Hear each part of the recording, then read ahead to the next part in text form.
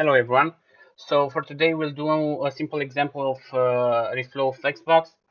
So basically we will use Flexbox to reorder items in the page based on the available resolution. And for that I've created an HTML structure which consists of a container with 3 blocks, and each block has its own items.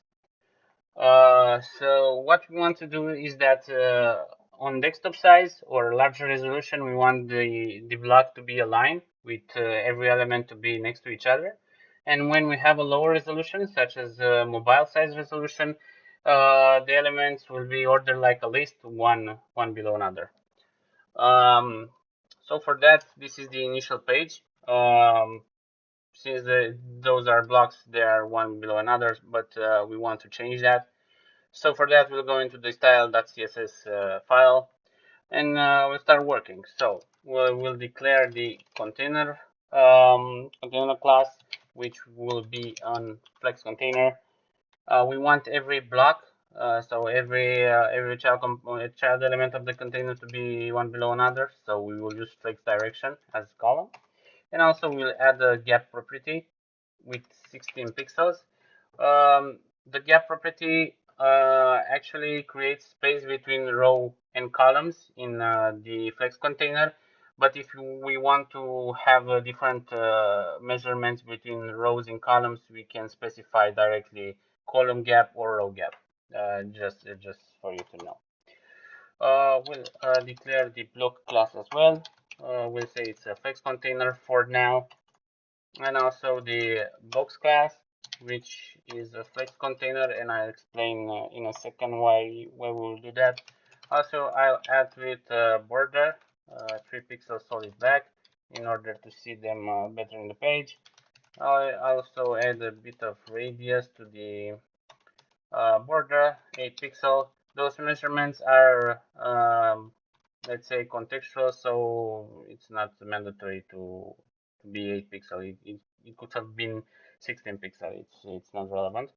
Also add a width to it, let's say 300 pixels, and a margin of 16 pixels.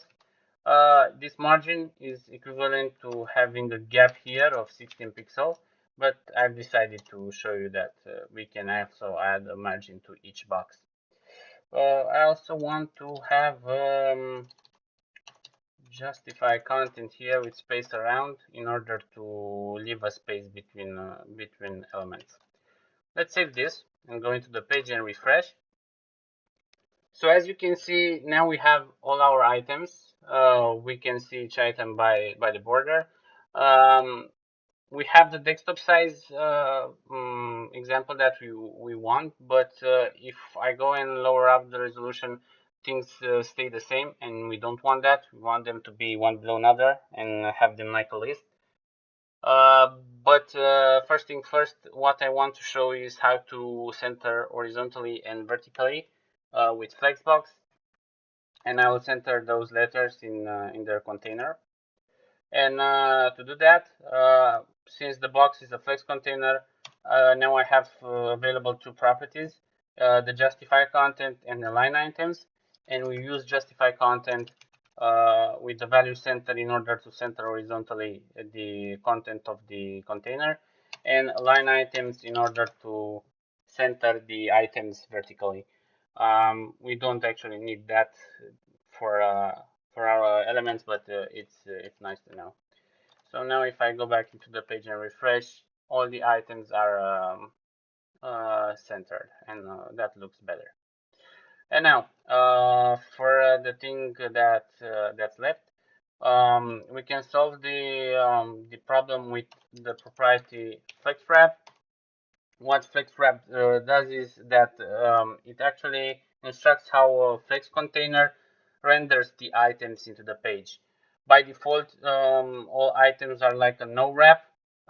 They stay the same, but we don't want that. So what we want is that things reorder if they don't have enough space to render. So we'll use the Flexwrap with the wrap value. We'll save this and refresh. So this is the desktop size, which is fine. And if I lower up the resolution, you will see that things actually start to rearrange since they don't have enough space.